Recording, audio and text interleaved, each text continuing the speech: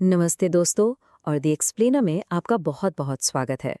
आज ना हम बनने वाले हैं स्टोन डिटेक्टिव्स। जी हाँ, हम एक ऐसी जांच पड़ताल करेंगे जो सीधे आपके घर और बिल्डिंग की बुनियाद से जुड़ी है।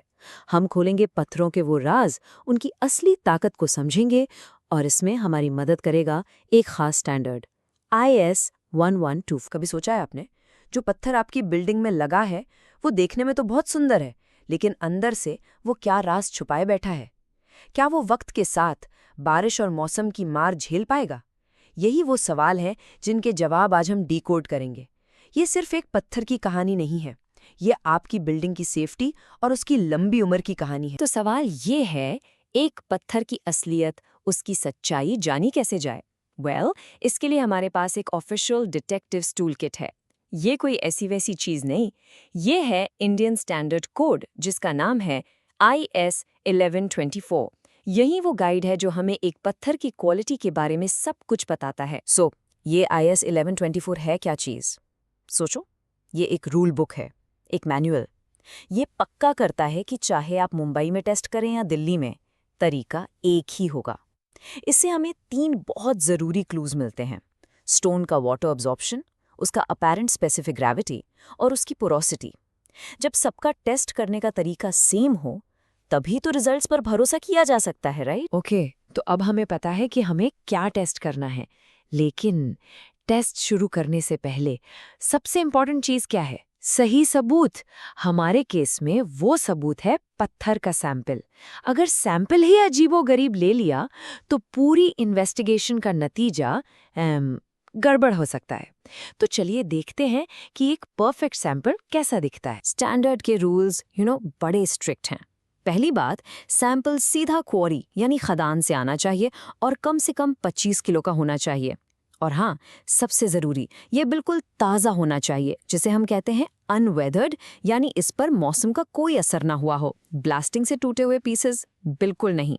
और अगर क्वारी में अलग अलग लेयर्स या स्ट्राटा हैं, तो हर लेयर से अलग सैंपल लेना ज़रूरी है। यहाँ देखिए, फ़र्क बिल्कुल साफ है। एक तरफ है हमारा हीरो, एक्सेप्टेड सैंपल, साफ, सॉलिड, पूरी क्वारी की सच्चाई बताता हुआ। और दूसरी तरफ विलन, रिजेक्टेड सैंपल, टूटा फूटा, कमजोर, जो आपको हमेशा गलत कहानी सुनाएगा।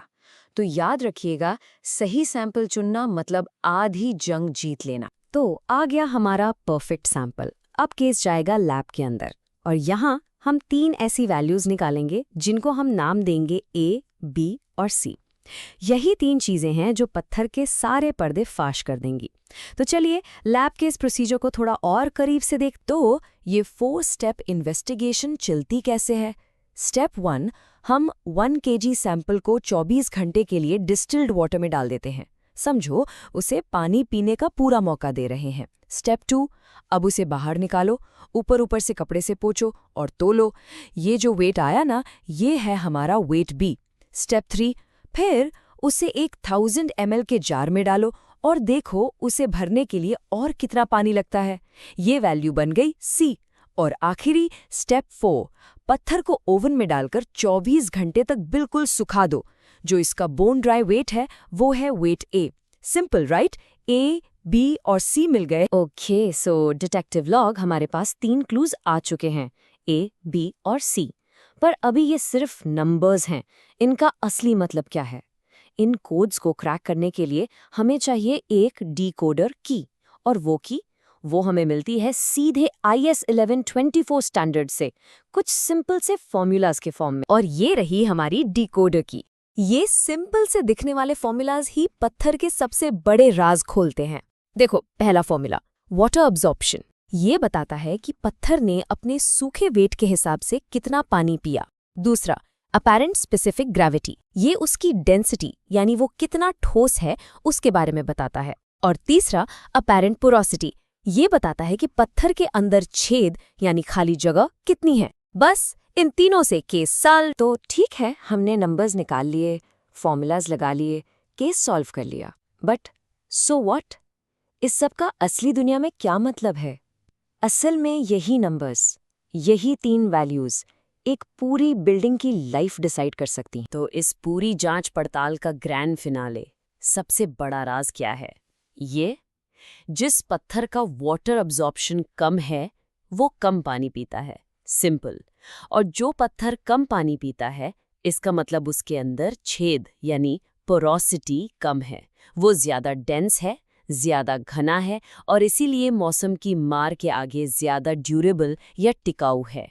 बॉटम लाइन, एक कम प्यासा पत्थर ही एक सुपर स्ट्रॉन्ग पत्थर है। अब इस चार्ट को देखिए, ये पूरी कहानी समझा देगा। एक गुड स्टोन का वाटर एब्जॉर्प्शन हो सकता है सिर्फ 1.5%, वहीं एक पुअर स्टोन आराम से 8% या उससे भी ज्यादा पानी सोख सकता है। अब आपको लगेगा, अरे ये 6-7% का फर्क ही तो है। नहीं, क्वालिटी में ये जमीन आसमान का फर्क है। जो पत्थर ज्यादा पानी सोखता है ना, वो सर्दी में पानी जमने से क्रैक हो सकता है और टाइम के साथ बिल्कुल कमजोर हो जाता है। और सुनिए, ये सिर्फ हम नहीं कह रहे हैं, ये बात IS 1124 स्टैंडर्ड के फॉरवर्ड में यानी उसकी शुरुआत में ही साफ साफ लिखी है। वो कहते हैं कि अगर आप चाहते हैं कि पत्थर आपसे धोखा ना करे, कि वो आगे जाके सही परफॉर्मेंस दे, तो उसकी स्ट्रेंथ प्रॉपर्टीज को स्टैंडर्ड प्रोसीजर से जानना जरूरी नहीं, अनिवार्य है, कंपल्सरी। ये कोई थ्योरी नहीं है दोस्तों, ये सेफ और लॉन्ग लास्टिंग कंस्ट्रक्शन का सबसे पहला उसूल है। तो अगली बार जब आप कोई बिल्डिंग बनते हुए देखेंगे या अपने घर के लिए पत्थर चुन रहे होंगे, तो क्या आप सिर्फ उसकी चमक और सुंदरता देखेंगे, या अब आप उसके अंदर छुपे राज को भी पढ़ने की कोशिश करेंगे? अब आप जानते हैं कि असली ताकत कहाँ छुपी है। तो अब पत्थर चुनते वक्त आप क्या देखेंगे? सिर्फ जो दिखता है या वो जो अब आप जानते हैं? इस पर सोचना जरूर।